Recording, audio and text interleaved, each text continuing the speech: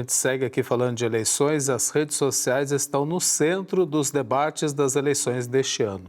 Mesmo com regras para o uso de inteligência artificial e mudanças nas plataformas, o ambiente digital está cada vez mais complexo, tanto para os candidatos como para os eleitores. E para a gente entender os desafios da propaganda eleitoral digital e como nós, eleitores, devemos ficar de olho, a gente conversa agora com a Liz Nóbrega, é diretora da Alafia Lab, uma organização que propaga conhecimento e desenvolve pesquisas sobre internet, comunicação e sociedade. Aparece aqui para a gente, a quem eu cumprimento e agradeço pela presença no TJ Aparecida. Boa tarde para você, tudo bem, Liz? Olá, boa tarde. Muito obrigada pelo convite de estar aqui. A gente que agradece. Começo perguntando para você, como é que você avalia, então, o impacto das redes sociais nas eleições deste ano? A gente pode dizer que as redes sociais são tão importantes como a própria televisão? Tem tanto impacto como? Com certeza, a gente vem fazendo uma pesquisa dentro da Alafia Lab, a gente faz ela anualmente, bianualmente, que chama Desigualdades Informativas, que a gente justamente analisa por onde as pessoas consomem informação. E o consumo de informação via redes sociais e via televisão, ele é muito similar, ele é praticamente empatado dos dois.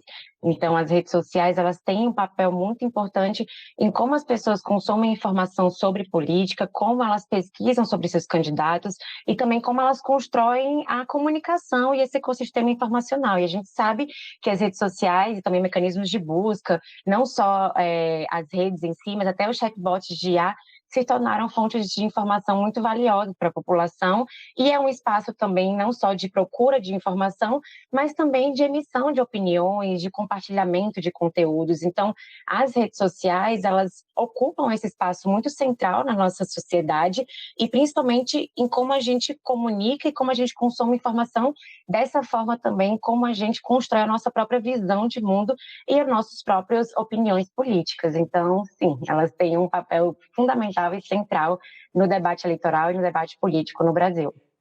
Liz, uma ótima tarde, muito obrigada por sua participação aqui no TJ Aparecida. E quando a gente fala das regras nas redes sociais, porque muita gente acha que a internet é uma terra sem lei. Em quais regras os candidatos precisam estar atentos? Perfeito, boa tarde. As pessoas têm essa visão de que a internet é uma regra sem lei, mas quando a gente fala justamente sobre o debate eleitoral, o debate político, é o ambiente que a internet tem mais regras, né?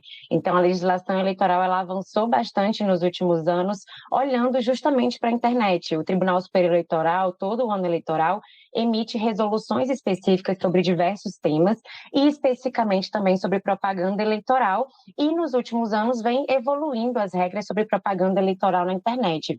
Então, desde 2019, a gente tem essa resolução específica de propaganda eleitoral, e em 2020, 2022, 2024 e agora em 2026, as regras foram sendo atualizadas. Então, a gente tem regrinhas específicas para candidatos, mas também para os eleitores, do que pode e que não pode fazer. Então, os candidatos eles têm que ter atenção em relação ao impulsionamento. Somente candidatos e partidos podem realizar impulsionamento nas redes, pessoas naturais não podem. Tem que ter cuidado sobre o conteúdo que circula, não pode publicar desinformação sobre o sistema eleitoral e nem sobre outras candidaturas. Tem regras muito específicas sobre o uso de inteligência artificial. Então, se for utilizar inteligência artificial, tem que ter, é obrigatório ter a rotulagem do conteúdo. Não pode, é proibido o uso de deepfakes, ou seja, aqueles conteúdos sintéticos que imitam pessoas, sejam elas reais ou sejam elas fictícias, sejam elas vivas ou pessoas mortas também. A gente tem diversas regras em relação a isso para os candidatos. Outra regra, por exemplo, é proibido o disparo em massa de mensagens em aplicativos de mensagem. Então, como você bem disse, a internet não é um espaço sem leis, especialmente quando a gente está falando sobre eleições. A gente tem regras muito específicas para o período eleitoral em que os candidatos, partidos e também os eleitores precisam ficar atentos. Liz, perguntar para você também, dando um exemplo aqui, A plataforma X, que é o antigo Twitter, não vai recomendar perfis ou publicações de candidatos durante a campanha deste ano. Como é que você avalia essa atitude da empresa? Isso, perfeito. Assim como os candidatos e os eleitores, as plataformas digitais, as empresas também têm regras específicas que elas precisam cumprir no período eleitoral.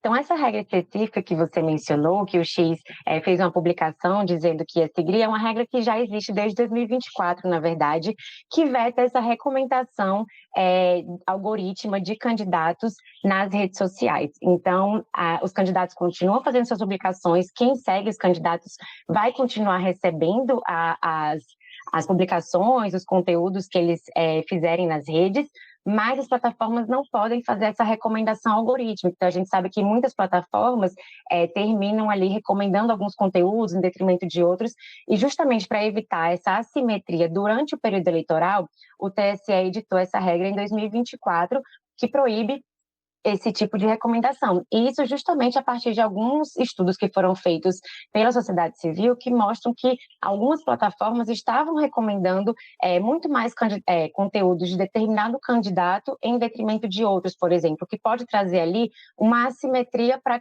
o que o eleitor vai receber.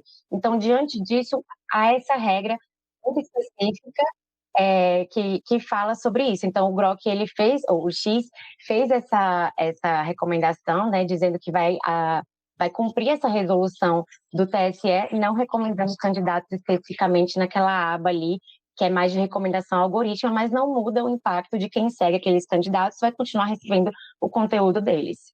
Perfeito, Liz. Muito obrigada pelas informações. E os eleitores também têm essa função, né, de fiscalizar e de fazer as denúncias quando perceberem alguma irregularidade.